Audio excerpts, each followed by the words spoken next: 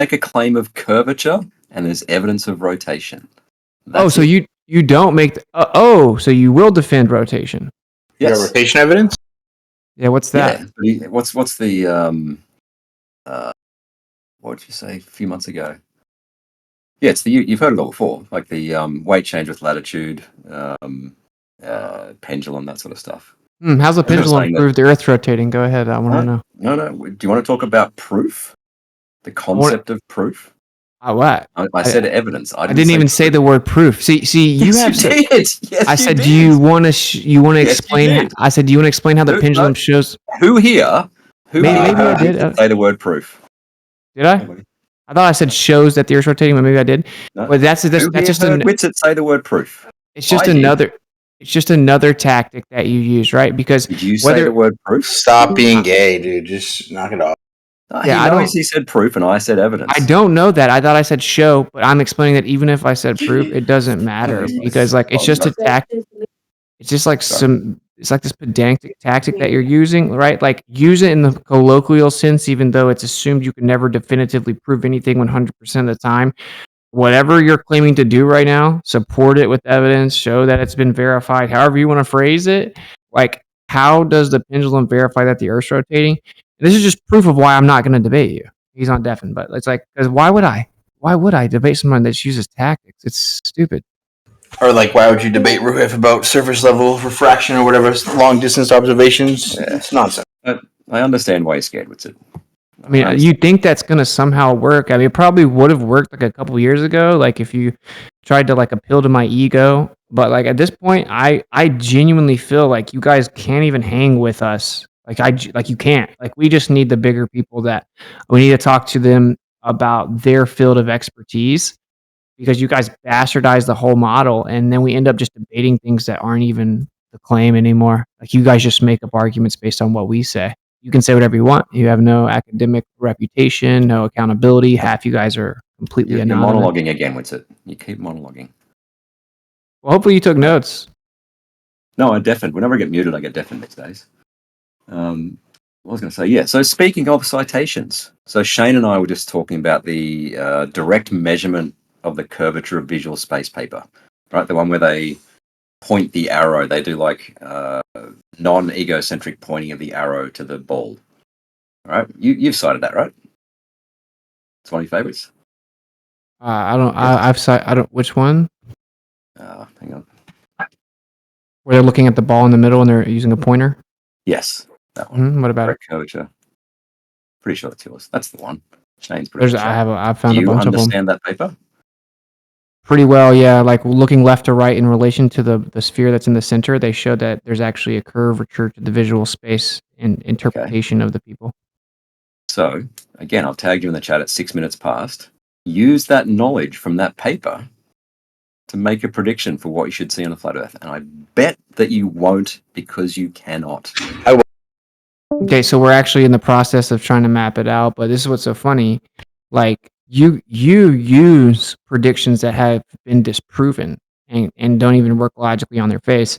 So if you didn't come up with anything, you could never create something like this, right? Like you just regurgitate misinformation. But like if we're gonna have to replace it, and then like Euclidean geometry for 5-year-olds, yes, that's right. You believe that, but it's wrong. But what I'm saying is, we obviously, if the evidence shows that visual space is much more complex and it actually changes based on distance, so it actually changes the nature. Like if it goes from elliptic to hyperbolic at one point or to parabolic, right? Like the actual relationship gets pretty complex. The math gets complex. So you're going to actually have to have a specific equation based on that's what I'm saying, right? So like that's a more complex. So the fact that you have like a really elementary interpretation and set of equations that someone else did for you, that's been disproven. The Greeks 2,000 years ago, yes, okay. That goes to show you that like that's how rudimentary and incorrect your position is. Like you rely on like really elementary beliefs of seeing in perfectly straight lines forever presented by Greeks. Like I mean. So we do plan on making it. I said that earlier today. Like obviously the next step is to take the visual space, map it out, do a few more tests, and actually get a testable equation based on specific variables that you input. So yeah, that's literally the plan. But it's something that you would never be able to do. Right.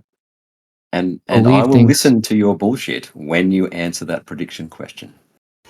We got you, Roof. Don't worry. Yeah. It's not going to happen. You want to know my main prediction is when it's clearer outside, I'm going to see further. Okay, I agree. Isn't that It's foggy, you profound? can't see very far. Isn't that very profound? Do you reckon they knew that 3,000 years ago or not? No, it doesn't. It doesn't just have to be fog. Whatever it is. Whatever it is. Yeah. Yeah, like even turbulence. Whatever it is, it's hard to see very far, and there are conditions that make it you see less far. Like do you turbidity. think they knew that? How many thousands of years ago do you think they knew that? Then why don't the Globers know it? What? Okay, James. Okay, show me your equation where you account for turbidity of the medium when determining how far we should see. I don't. I you take just got into account. absolutely destroyed, Roof, and you don't even realize We're it. talking about the angle to something that we can see. If we can't see it, then we can't make a measurement.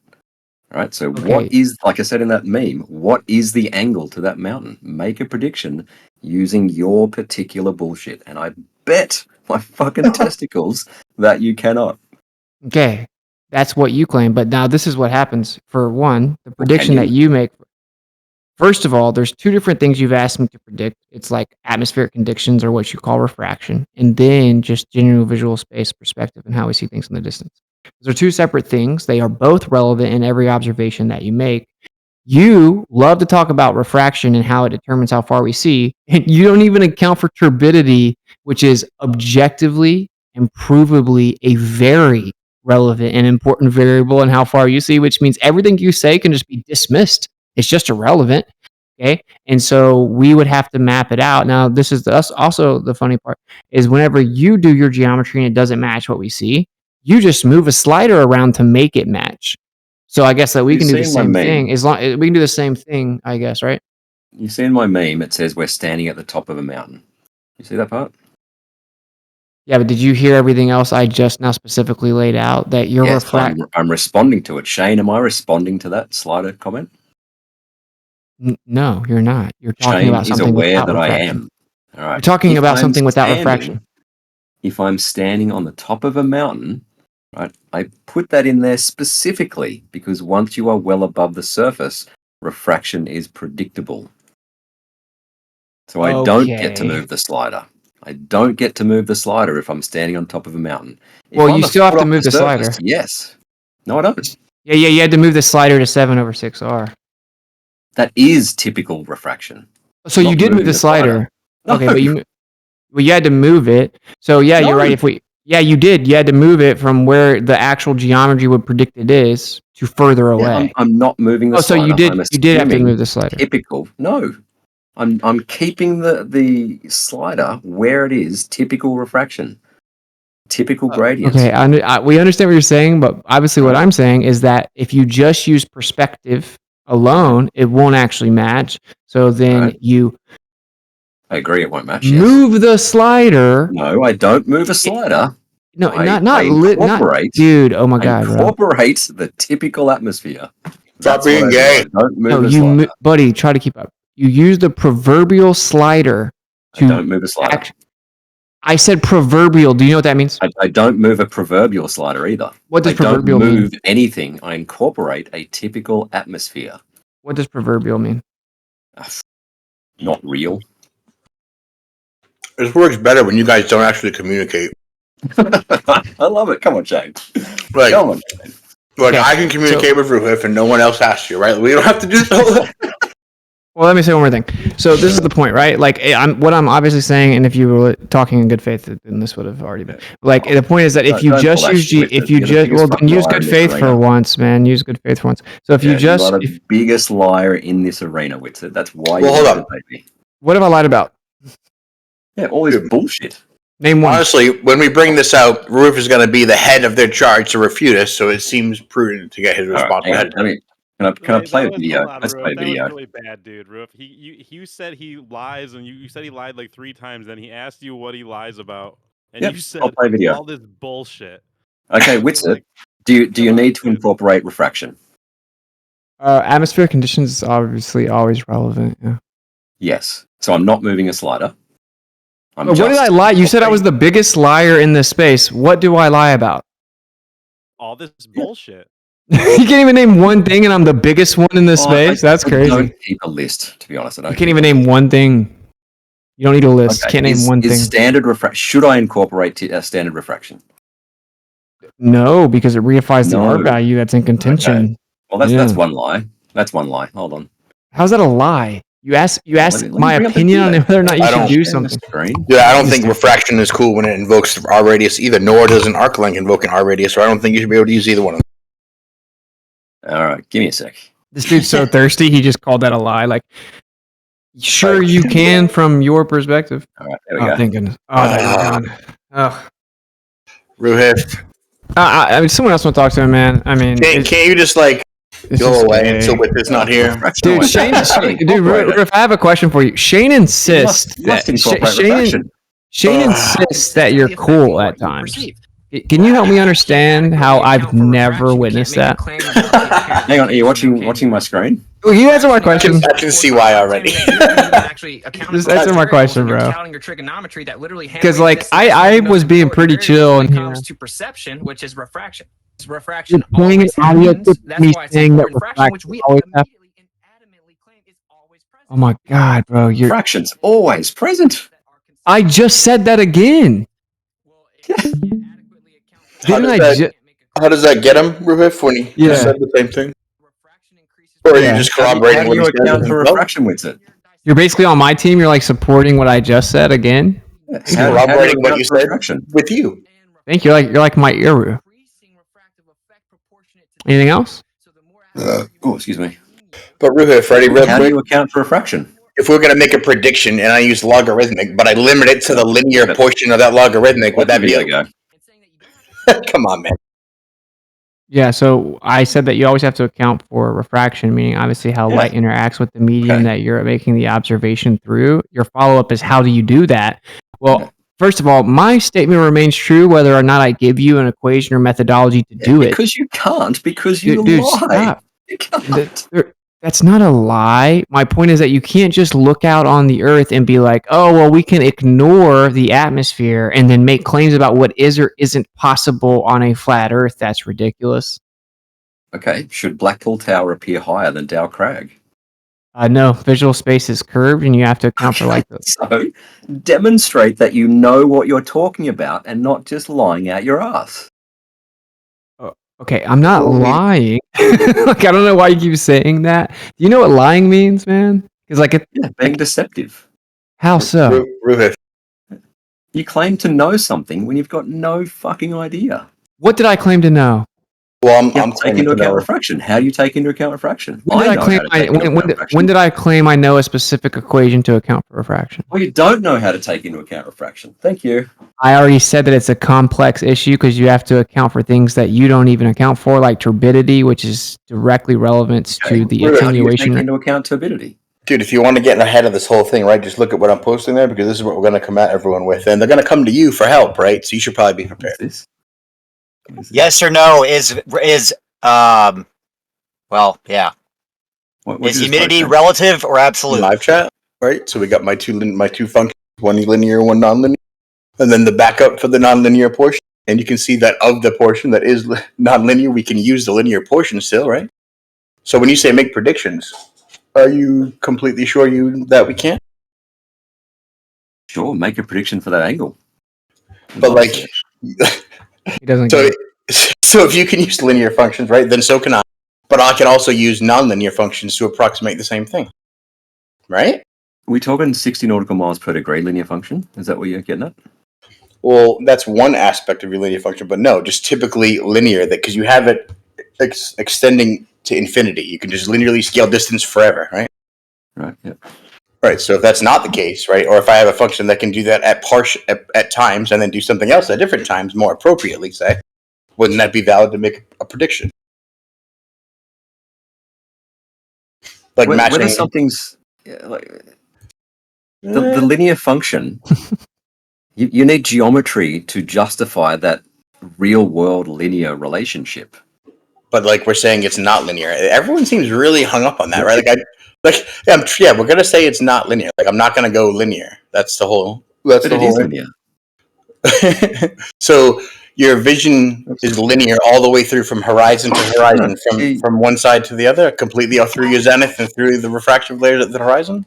It's a brute fact that 60 nautical miles back from Polaris, it drops by a degree. That's a linear relationship. Right, but that's I because think everyone agrees to. But that's because you limit the use of this logarithmic expression to the portion where it's linear via celestial navigation tables between 20 and 70 degrees. So you would never know that it wasn't linear in that area. So if you're going to base that on your whole worldview and say that scales infinitely, then I can challenge that, right? So you're saying a logarithmic function works reasonably well between 20 and 70? Is that right? I'm saying it works for the linear portion. Yeah, exactly. It matches a linear thing between 20 and 70 degrees. Yep. So, like, if your expression was, say, logarithmic and they only let you use that portion, you'd never be able to tell. Right, I very much doubt that it is. But how would... Show me. Are you taking a piss, Whitson? You got a piss bottle next to you? Pouring water? I bet I'm hot. It took me off push to talk. That's my bad. Piss to talk, sorry. Yeah. So, like... shit. All right.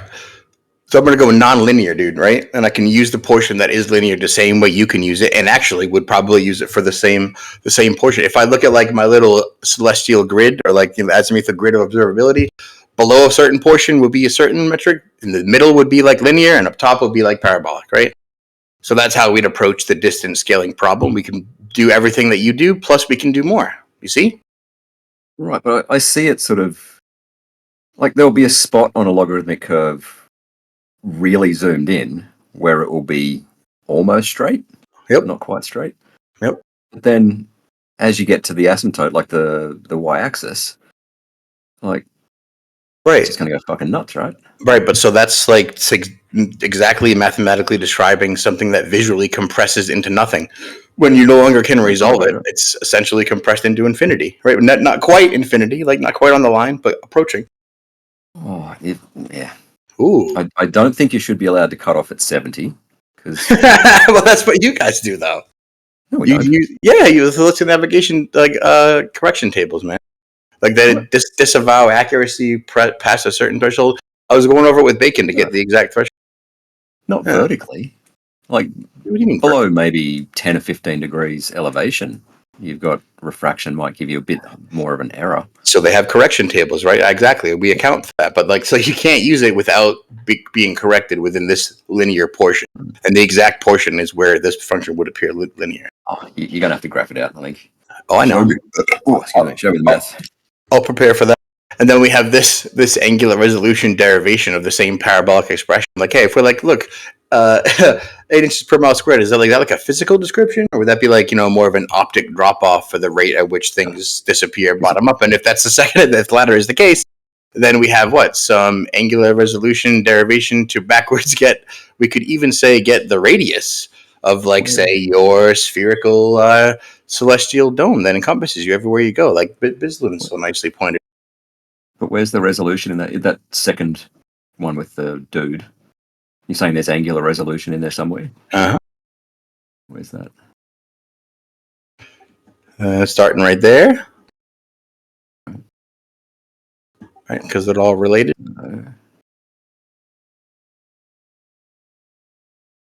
So now we're saying the end of our visual sphere is an arc length based on this, right? So now we have it.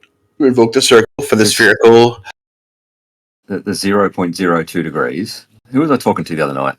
Where does the 0.02 come from? Was it who was it? No.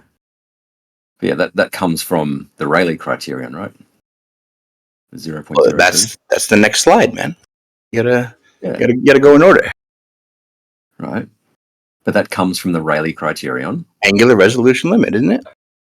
Yes, but of the human eye. So what happens when you have a telescope or a camera with a bigger aperture? You can see further.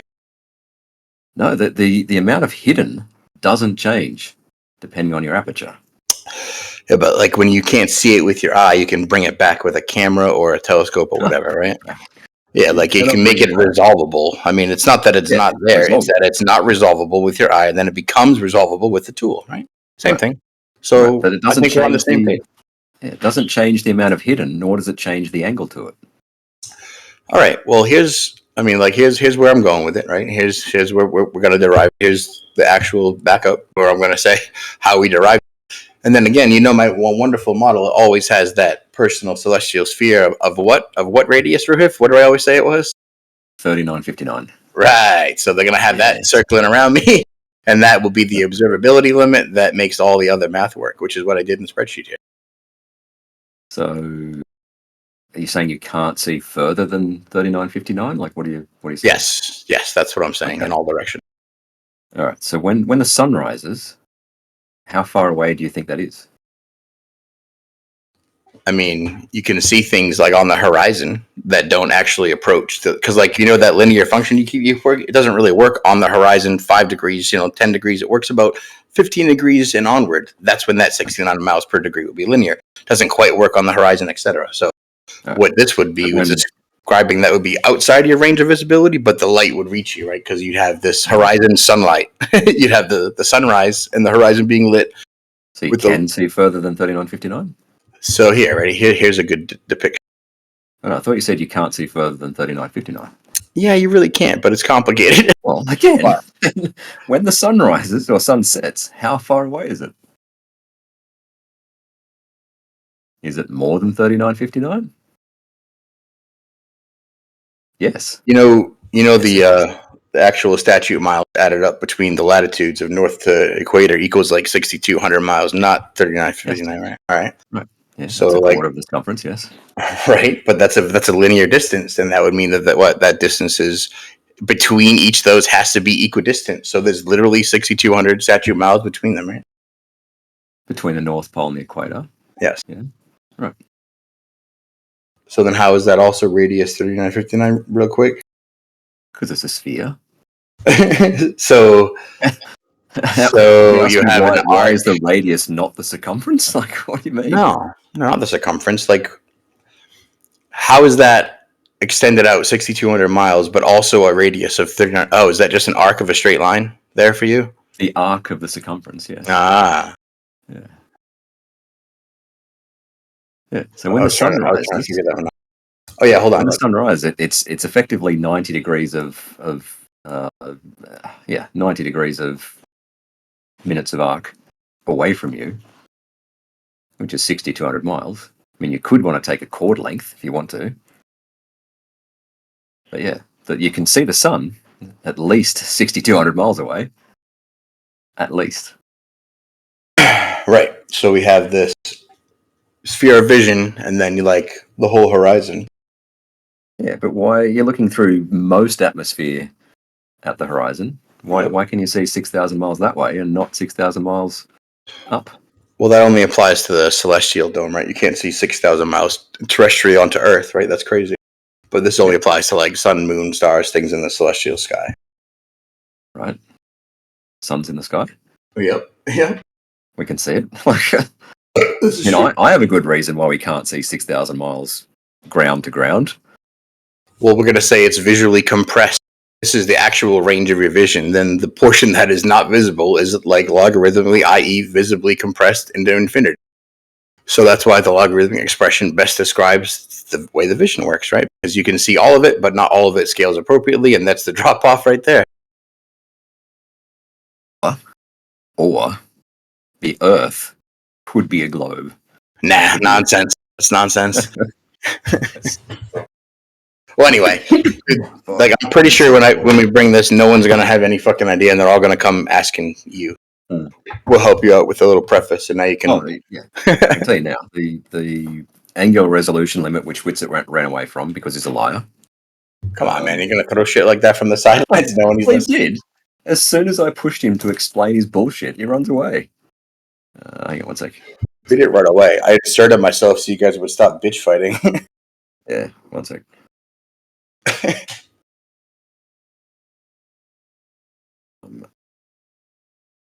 Yeah, it's dishonest to say this is the possible explanation, but then have no fucking idea of how to use that explanation. What do you mean? I just detailed very well how I'm going to use it. No, not you. But this is like my whole thing. What do you mean? He just want to attack Whitson. I didn't even educate him on the whole plan yet. I just said I just told him I had a plan. He was like, "Cool." That was it. That's all he knows so far. I haven't even brought him through any of it. What is the circle doing in that animation? Describing the limit of that little smiley dude's distance. Like, you know how like the circumference of the globe Earth would be about that 24,800? Well, that would be the circumference of the visible spot that we can see on this flat plane. Wouldn't that work? What does that mean? That you can't see further than that? Like, what does that mean? Well, yeah. First, it would imply that you can't see forever, right? Because that's obvious. And light has attenuation rates and dispersions, and literally you're not seeing all of the sky at any point because nobody ever has seen all of the sky. So it would be silly to assume that on flat Earth we would see all this. I think it would be rational to assume we could see just as much of the sky as you can on globe Earth, right? That would make it make sense. That would give us a little celestial dome on flat Earth of about 3959 visible radius of the celestial dome. That's what I've always kind of argued, right? Yeah, but it's never made any sense whatsoever. But now it makes perfect mathematical sense, right? Does it? Yeah. Turns out with this discrepancy of 3959 and 6218, it is the perfect elegant description to explain that, right? Otherwise, you have a linearly scaling distance that doesn't match, like, I don't know, we already found that because you have a circle that you went to a sphere, and then you have an arc from a straight to, yeah, well, I really couldn't figure out how that was going to work, and Bacon didn't really explain it to me, so it was like, I don't get that still, but now I get it. I think I got it when I explained it to you, because I was like, oh, here's what they would say. It's an arc that extends into a sphere. That's why, okay. That's why so it's bigger. I posted my tree. This fucking posted my tree in the chat. Well, it's like, there's nothing wrong with freaking 3,000-year-old mathematics. Or how old's trigonometry? I don't know. 2,000 years old? Don't know. In fact, I might Google that. How old is trigonometry? But like, so you know when Polaris is seen at like 1 degree below south of the equator? Yeah. Would your math be able to describe that accurately without accounting for refraction? Really, how? Oh no, well, you could do it without refraction. You would just move it down. You'd probably get 2 degrees without refraction, 2 degrees south. So the declination of Polaris is like 89.25. So you've got 0.75 degrees to play with, right? Then you've got elevation at some mountain just below the equator. Let's say you're. Oh, where's Hawaii? Hawaii's on the equator. Let's just use these figures, like say, right? There you go. Which figures? Right. That's what you were gonna say, right? Hang on, 1 sec. Yeah, diameter. What's the diameter? What do you mean the diameter of Polaris? What does that mean? Yeah, I don't know, but just use the angular diameter. I think that's what was like being. I don't know what that means either. Well, you know how angular size of the sun and the moon is like 0.53 degrees? That's what Polaris is, would be 0.45, I guess. No, Polaris is a point source. Yeah. But it's 3959 away, right? So I don't know what don't know what those numbers mean. Anyway, you've got 0.75 degrees of declination to play with, and if you're on a mountain somewhere in Ecuador, maybe, and you have a view of the horizon, then you might get an extra degree out of it. So you could probably get close to 2 degrees without refraction. 2 degrees south. Yeah. And you compute that linear distance to be? It would. You would have a negative. You'd have a depression angle to Polaris. So wait, so you're saying that it wouldn't accurately predict that? Then you'd have to like do something to accommodate it? Or? Are you asking whether it's explainable on a globe? No, I'm asking whether you specifically your linear math would explain that observation. And no, it would go negative, right? Like, how is that an explanation? Yeah, because you've got a dip to the horizon. That would be where it breaks, though, right? In reality, I wouldn't call that breaking. No. Come on, I wouldn't call that breaking. Is it because you thought about my counter and that the logarithmic counter would perfectly describe that? Is that why? Oh, you're gonna have to show me that. I'm trying to find somewhere on Google Earth that has a decent amount of elevation near the equator. I think Ecuador is probably it. I don't even know if you can see Polaris from south of the equator. I haven't actually tested that myself. People seem to think so, but I haven't even accepted that as fact yet. You should be able to. I mean, 1 degree, like with a little bit of optical bending, that kind of can be convinced, but much more than that, and I wouldn't think it's possible. Oh, here we go. Fucking 12. Oh, that's only 0.4 degrees south. Where is there? What's the dip from 500 meters? There's a 600-meter mountain on Santa Cruz. Are you going to say that you can see Polaris if we stand on that mountain? Yeah. It's 0.7 degrees south. So I'll just change my elevation to 30,000 feet and everything makes sense. Oh, well, you obviously get another 5 degrees then. You can see that from, I don't know, what's the angle to the horizon from 30,000 feet? 4 I don't degrees, know. something like that? But like from 6 foot observer height, right? My math, the way that I describe it, would still hold true, and yours would break down and go negative and invert. Like remember when we said it's hyperbolic at the horizon? Oh, look what we can do! All sorts of weird shit mathematically. To save asking, can I serve? Oh, hang on. Has my wife's food arrived? Hold on. Hang on. I don't know the doorbell ring yet. I sense a feed the dogs coming on. Oh, that's very shortly. But wifey's ordered. She wrote about half an hour ago. I've ordered my biannual Chinese. Like she orders Chinese twice a year. Fucking hates it, and then like wait 6 months to order it again. Do Australians do shitty Chinese or what? Yeah, it's rubbish. It's like yes. Save asking from the fridge. Can I serve the beef and the chicken and the rest of the other agents and sources. All right. What was I saying? You were conceding. I would not say. Oh. Yes, I would not say that it breaks down at all. Delayed 7:45. Due 7:45. All right. How about this other thing? What you know that like that wonderful meme where they say that you need a different elevation angle from every latitude and that it doesn't converge? What thing? Well, that like flatearth.ws, terrible anti-flat earther site that has the worst memes. That one similar to what you've posted here. Yeah, that's the problem. This is the problem that we're talking to you about. Right. But like so, you know that thing where like you can't use angles below a certain threshold to navigate because that's where it's linear. If we apply that same rule to this relationship and keep it above that threshold, then they actually do converge perfectly. No. The distance. See the distance between 20 degrees elevation and 30 degrees elevation. Yeah. That should be the same, or it is the same. Sorry, in reality, it is the same between 20 and 30 as it is between 30 and 40. Which is apparently different. What do you mean? Yeah, what does that mean? What does that mean? It's apparently different. I mean, it's different because, like, you know how you have to say that everything in the world recedes into the horizon with distance, but the stars do exactly the same thing at the same rate for a totally different reason called curvature? Not at the same rate. They don't do it at the same rate. On Earth, terrestrial things, Okay, all right. You use trigonometry and 8 inches per mile squared. Well, sorry, you won't use 8 inches per mile squared, but if you're on a flat football field or whatever, like in my goalpost video, right? That is just a simple trig relationship. It's geometry. 3,000. Oh, hang on. Sorry, 2,000-year-old geometry. I understand the linear portion. I know how that works. I also know where it doesn't work, dude. When you say doesn't work, you mean below 15 degrees or so? Like right at the horizon. Exactly. Like where it should. I wouldn't say that it doesn't work. I would say refraction is more variable close to the horizon. Yeah, but you'd have to prove that all of the discrepancy is 100% because of refraction and not anything else for that to be a viable thing. Yeah, proof again. Yeah. Or at least I haven't posted my appropriately evidence.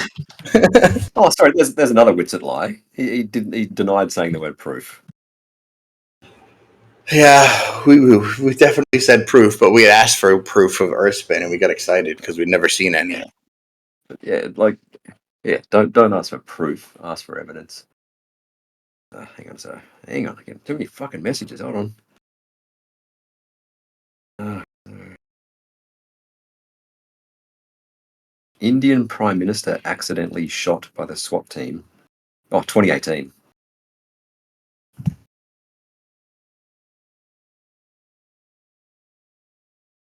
Someone else can check that. That's not really relevant. I just put it in there. Which put in? Oh, I'm Googling shit. Sun stars. Yeah, exactly. Like, yes, correct. So, like, you know how in celestial navigation you guys have to pretend that they're all the same distance away, but in reality you pretend they're even further than that individually?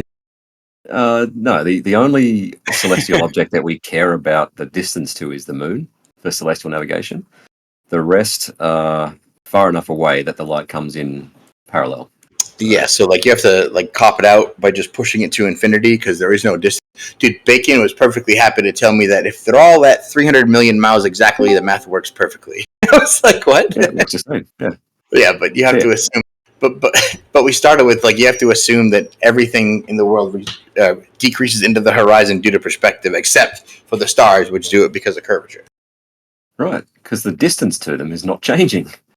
Right, but It's that is the global position though. Like the stars do it differently, but everything else is the same. Yeah, we use geometry to figure that out. Just check it. Yeah. So there's that, and then I did this one, which 10th man from FED ran from pretty badly. Like he talked about the bubble sextant, and he agreed that the angle you measure, whether you're on a boat with a bubble sextant or at 40,000 feet, is the same. Therefore, the light is coming in parallel. And yeah. Well, dude, I did some maths. I think I used your meme to make a better meme. Okay. Yeah. So there's the this is why we treat stars as infinitely far away, because it makes fucking zero difference to the. Oh, there's my meme. Right, and then look. Oh, I didn't finish it. There's supposed to be a vertical axis line there to mimic yours. Oops, hang on. Yeah, that is my meme. Your meme is in my spreadsheet too. Question. Sorry to interrupt. You guys are doing pretty good. Have you looked into Nikolai Kozarev's telescope? Yes or no? No, I have never heard that name before. You should look into it. Can you give a 30-second rundown? Nope. Okay. You got to look into it and read for yourself and find out for yourself. I don't do that. I don't entertain. Nikolai what? Nikolai Kozarev. Kozarev. I'll spell it. Telescope. Kozyrev? That one. Kozyrev? Nikolai Kozyrev, the famous Soviet astronomer. There you go. You got it. You found him. All right. Kozyrev mirrors. Okay. That's another thing that's different. Look into. I'm not too sure about that. Come on. It's kind of hocus pocus there. It's possible. I haven't built it personally. Right. The telescope is what you want to look into. Okay. So, like, but the additional bullshit, the additional cray stuff is not a good sign. Well, I have. You know how, like, in I can ask you that, but with another yes or no question. Yes or no, have you been in an altered state of consciousness or had near-death experiences? Answer only yes or no. Ooh. Why are you letting him take a life raft in the middle of this?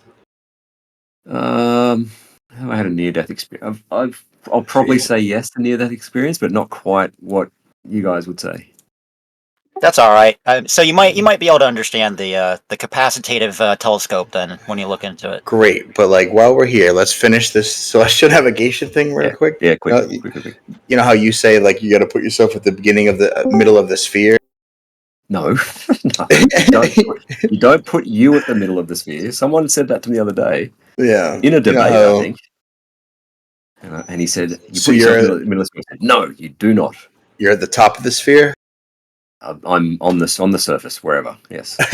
So, like, if you adjust above or below, it would be easier, right? Because you do some extra figuring there. Oh, you would need a dip correction, yeah. But would you, if you were like below it, instead of being on top of the sphere, wouldn't you have the same angle of incidence if you were, like, say, on the planar thing that the sphere is on? Oh, if you were actually at the center of the sphere somehow, yeah, you'd have the same. Like say if you had a sphere that you brought around with you that was 3959 of radius around you, say, Bacon is fucking clever, right? Bacon explained to me, and I understood it, that the Earth itself could disappear, and you could be standing in free space and do these. Like, you'd still need a down direction to get an elevation angle, but you could do celestial navigation in free space just with a down vector. That was really cool. Yeah. Yeah, Bacon's awesome. So you don't need to be on the sphere or in the sphere or wherever. But we are on the sphere. Yeah, directly in response to someone saying they have to be in the sphere. But you have to figure on. If we just figure in, it's the same angle as you so nicely illustrated up there, right? Yeah, so light's parallel, yes. Yeah. So I would just use the same thing and then say, since I'm traveling in this 3959 sphere around me that I bring with me wherever I go, then that's exactly how it would work, right? Oh, you'd still need the down vector. Yeah. Yep. No problem getting down on a plane. No, it'd be wrong though. What do you mean it'd be wrong? Down to be wrong? Well, you're carrying around a 3959 sphere? Like metaphorically, dude. Like that. When I say that you can see 3959 in any direction celestially, right? So then that gives you like a sphere of visibility around you. That's with the azimuthal grid of vision everyone keeps talking about. But I asked you the other day if I had a stick that was 3959 miles long and I pointed it, would it touch the star? And you said no. No, So because I it's don't like know 60. what you mean. Well, that's because it'd be 2,200 miles short, bro. Oh, okay, let's add a 10,000 mile stick. However long the stick needs to be, whatever limit you're saying our vision has, if I have a stick that long, will it touch the star? And you kind of said no. Well, that's because I don't think stars are really up there. I just think they're light. I don't think there's any physicality to them at all. So it's a weird question for me to extend. Like, what if I'm underneath it? Like, you guys just say it's infinitely far away because you don't know where the fuck it is, and I just say it's not really up there. So it's the same conclusion. So I don't think like the physical location of it is really relevant to how we use it to navigate, because we treat it exactly as it is static with all the rest of the stars and exactly that distance away. But the celestial navigation only works if that light is parallel. It only works for you if that light is parallel, right? If we have this wonderful celestial, if I'm on a flat plane that I can see 3959 around me, then it functions, mathematically as if I'm on a globe, right? Because that's part of the trick that we always say. If you can solve Toon's challenge, everyone sort of chickens out on Toon's challenge, including Wizard. Roof. Sorry, that was gratuitous. Roof, you don't remember the first time we met when I approached you and I said I was going to do that challenge, and then you taught me how to do celestial navigation. Yeah, but everyone sort of goes, "Oh, he's not going to let us use the AE map," and I will say straight up, I think Toon should let you use it. If you come to me with a solution on the AE map, I will do my best to argue that Toon should accept it. I'll do it if I can plot it on the globe. No, because you fucking. That's the whole point. That's the whole point is the map. Then it's a stupid challenge. Of course, we can get all the angles and do the navigation and plot the equals. So the whole point is the map. That's the whole gotcha. So it's silly. Right? So all these people hundreds of years ago that did celestial navigation, what map did they use? Well, Roof, when was longitude invented? Actually, was Ptolemy? I don't know. Was it? 1712 for the act of longitude. What?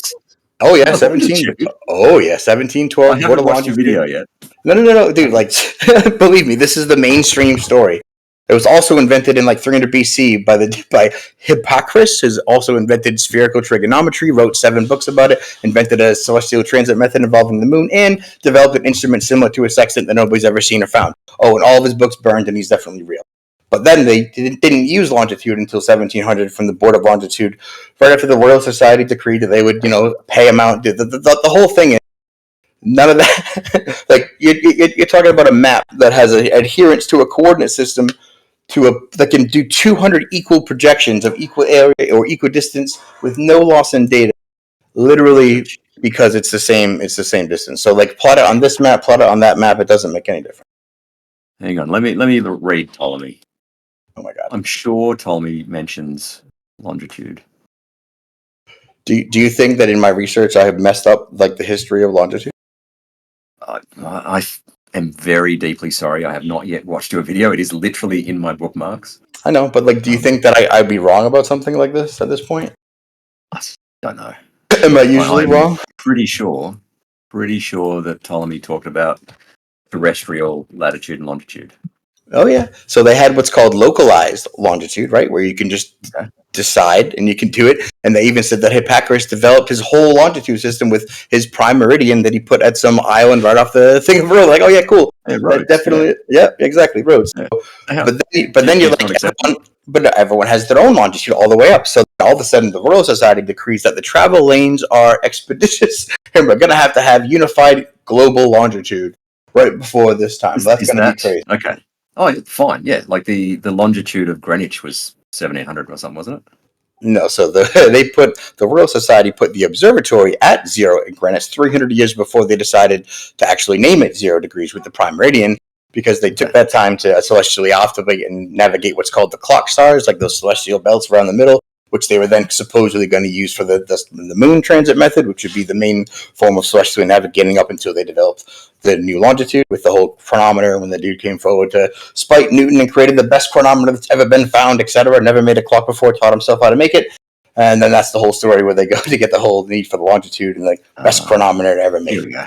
Yeah, so I'm looking in freaking Almagest. Yep. Ptolemy rather than these other ones. So either everyone has developed their own longitude and everything was fine, or nobody had any idea how to use longitude until the kindly Royal Society came around and, and unified it, so they could mark their prime meridian at their observatory, which has been sitting there for 300 years ahead of time. Yeah, I'd say longitude was not particularly useful for navigation up until I don't know, maybe 1500s thereabout. But the main point I brought up that whole story was to say that once they had this longitude, and after this point, they decreed that everyone go to the southern reaches of longitude to mark out the most southern points, and they paid them up to 20,000 gold, which is like up to $1 million bucks today. But after that is when they had the actual coordinate system that they then decreed that no ephemeris could be created that would allow anyone to navigate except to what they would allow. So they had this map, this coordinate system, and all maps today are just projections of that coordinate system, bro. All right. There's a whole big truncated, concatenated story. So Ptolemy's geography, the earliest one we has like 13th century, which is a bit rubbish. I did read Wikipedia before I decided on all of that, by the way. Okay, all right. I will watch your video. I've been busy and sick, so dude, I know. You're one of the better Globers, dude. That's why I send you my stuff, so you can pick it apart and tell me how dumb it is before other people do, because that would be cool. Whitson thinks I'm one of the better Globers too. That's why he's scared to debate me. No, he thinks you're the worst, and I'm the only one who thinks you're valuable. Honestly, I'm always outnumbered, and I have to always defend you. So exactly. All right. Anyway, I gotta go and feed the little doggies. All right. See you. Jesus.